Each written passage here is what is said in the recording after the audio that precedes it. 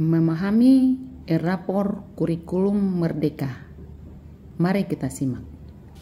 Pada e-rapor yang di-launching hari ini, guru cukup menginput satu nilai saja nilai rapor peserta didik.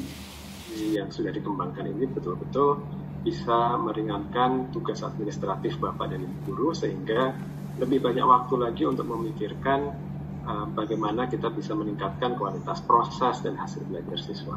Kita dorong berbagai macam upaya inovasi dan transformasi untuk pendidikan kita, semoga akan membawa hasil yang lebih baik lagi. Peran operator Dapodik sekolah dalam e-rapor kurikulum merdeka bahwa operator Dapodik memastikan data sekolah valid dan benar. Dirjen sudah launching atau meluncurkan e-rapor untuk semua jenjang ini. Nah, lalu pertanyaannya adalah bagaimana gambaran secara umum di dalam e-rapor ini adalah e-rapor untuk kurikulum merdeka ya, yang sudah tersedia dan alhamdulillah ini sudah dari SD, SMP, SMA, SMK, SLB, SKB dan PKBM.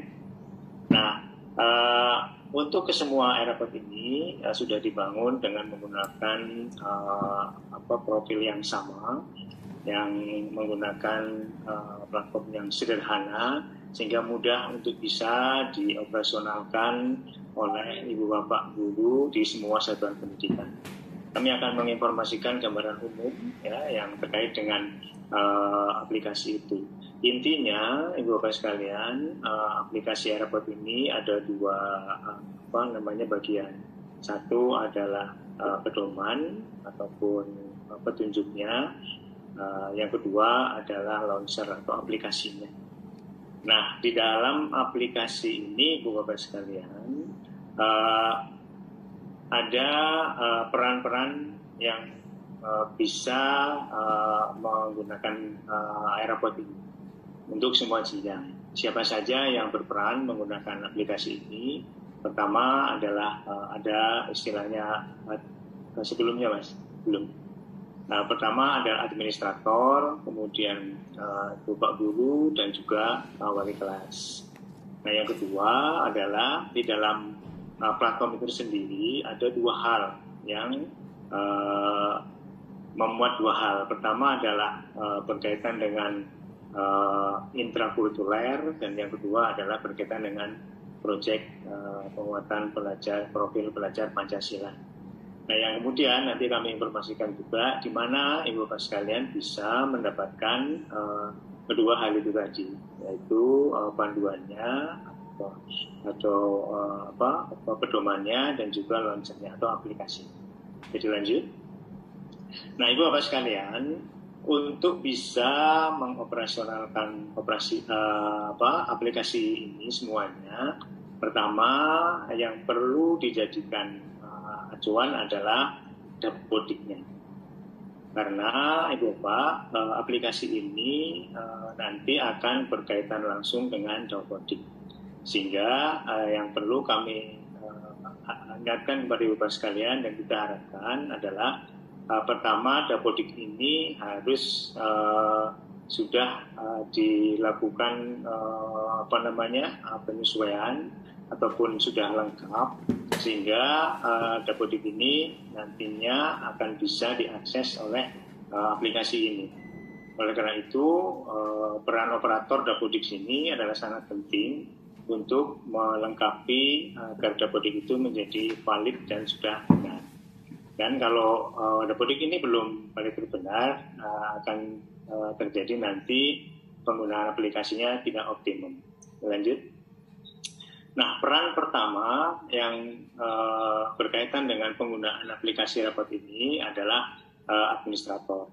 Nah, peran administrator ini berkaitan dengan 10 aktivitas yang nantinya Ibu Bapak sekalian, teman-teman yang mendapat tugas administrator ini pertama adalah mendaftarkan web service-nya, yaitu mengkaitkan antara aplikasi ini dengan Dapodik. Ya, di dalam manual atau panduannya sudah dijelaskan bagaimana cara proses untuk mengkaitkan antara aplikasi ini dengan Dapodik. Itulah yang nomor pertama. Nah, kemudian peran berikutnya adalah mengambil data dari Dapodik. Jadi data-data yang dari Dapodik ini nanti akan digunakan di dalam aplikasi ini, sehingga perlu bantuan dari administrator untuk mengunduh data Dapodik yang sudah ada di dalam Dapodik untuk digunakan, disinkronkan dengan aplikasi ini. Kemudian membuat data usernya, siapa-siapa saja yang berperan di dalam aplikasi ini nantinya, baik itu dari terutama adalah teman-teman guru dan wali kelas. Dan yang berikutnya adalah mengecek dan menyesuaikan referensi data dari Dapodik. Ya, karena mungkin ada yang belum lengkap, ada yang masih keliru, dan ini dilakukan pengecekan. Dan yang berikutnya adalah berkaitan dengan aplikasi tersebut. Yang nomor 5 adalah membuat referensi lokal. Artinya referensi yang itu ada di dalam aplikasi ini. Hal-hal apa saja yang perlu dibuat oleh administrator? Pertama adalah aktivitas pembelajarannya. Kemudian mapping rapornya, menyesuaikan logo ya sekolah dan logo Pemda. Kemudian tanda tangan kepala sekolah, tanda tangan wali kelas, dan juga input tanggal raportnya. Mau serahkan tanggal berapa. Dan berikutnya administrator atau admin ini juga membantu ya Ibu Bapak guru untuk menyesuaikan referensi, tema, dimensi, elemen, subelemen, dan target capaian P5-nya. Jadi Ibu Bapak teman-teman guru sudah menyiapkan bahan-bahannya, kemudian dibantu oleh administrator. Nah, kemudian berikutnya juga menginput data project, deskripsi project serta temanya, elemen dan subelemen tiap project. Ini berkaitan dengan P5-nya. Kemudian yang 8 adalah menyusun kelompok atau kelas dan fasilitator project. Ini berkaitan dengan P5 juga. Dan yang 9 adalah mencetak ledger dan rapot intra dan rapot project. Saya sebutkan tadi bahwa rapot ini memuat 2 rapot, yaitu rapot yang berkaitan dengan intrakurikuler dan rapot project. Dan yang terakhir, tugas administrator adalah membackup ya, restore data di rapot. Nah, inilah Ibu Bapak sekalian. Jadi di dalam aktivitas ini peran dari administrator sangat penting untuk bisa memulai aktivitas dari penggunaan aplikasi ini. Sehingga teman-teman Ibu Bapak sekalian di satuan pendidikan semuanya ini tentunya nanti akan memilih ataupun menempatkan ataupun menugaskan ya administrator dengan 10 kegiatan ini. Lanjut. Nah, berikutnya peran guru di dalam aplikasi ini.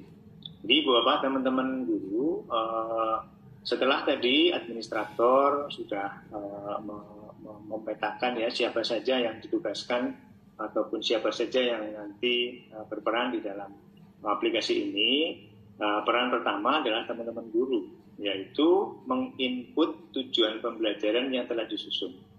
Jadi tempatnya sudah ada, teman-teman guru tinggal menginput. Dan kemudian yang kedua adalah menyiapkan hasil penilaian. Jadi penilaiannya itu yang sudah disampaikan tadi oleh Pak Kepala Badan bahwa kita menginputnya hanya 1 nilai akhir. Ya, nilai akhir saja yang dibuat oleh Bapak Guru. Hingga nomor 3 di sini adalah mengolah dan mengirim nilai akhir. Ya, nilai akhir cukup nilai 1 saja. Nah, kemudian yang keempat adalah membuat deskripsinya, yaitu membuat deskripsi di kolom yang sudah tersedia.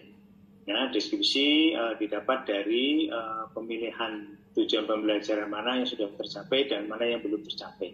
Di dalam aplikasi sudah ada ruang untuk menuliskan deskripsi ini. Kemudian berikutnya tugas teman-teman guru adalah menginput capaian dan catatan proyek P5. Jadi tadi adalah yang nomor 4 ini adalah berkaitan dengan rapot yang intrakurikuler, yang nomor 5 ini adalah untuk yang P5. Dan berikutnya adalah Bapak Guru yang menginput nilai untuk ekstrakurikuler. Lanjut. Nah, berikutnya Bapak sekalian, nilai-nilai yang sudah diinput oleh guru, baik itu guru mata pelajaran, dan untuk sekolah dasar ini juga merangkap guru sebagai guru kelas, sehingga juga berperan sebagai wali kelas ya. menginput mata pelajaran, nilai-nilai mata pelajaran di semua mata pelajaran kalau di SD, dan juga sebagai wali kelas ya melakukan editing data siswa, ya editing data siswa, kemudian menginput mereka kehadiran siswa, kemudian menginput nilai ekstrakurikuler, kemudian yang keempat adalah menginput kenaikan kelas dan mencetak ya ledger, raport intra dan raport project. Ini adalah aktivitas yang dilakukan oleh wali kelas. Selanjutnya, nah Ibu Bapak sekalian, ini adalah bentuk dari raport intrakurikuler yang sudah tersedia di aplikasi, ya di aplikasi tersebut di semua jenjang satuan pendidikan. Ya, kita sudah menggunakan model dan pola yang sama, dan ini akan ketika Ibu Bapak sekalian tadi guru mata pelajaran, wali kelas memproses, akan keluar hasil seperti ini. Nah, di dalam aplikasi sudah ada petunjuk-petunjuknya dan cara-caranya untuk bisa menampilkan raport intrakurikuler. Lanjut. Dan ini adalah contoh yang raport P5-nya. Hal yang sama juga dengan raport P5 ini, di dalam aplikasi sudah tersedia tombol-tombol yang di sana nantinya akan mengarahkan Ibu Bapak wali kelas untuk melakukan pencetakan raport P5. Lanjut. Nah, Ibu Bapak sekalian, seperti yang saya sampaikan tadi bahwa paket dari aplikasi ini ada dua. Yang satu adalah berkaitan dengan manualnya, yang kedua ada launchernya atau aplikasinya. Ini bisa diunduh di masing-masing direktorat. Ya.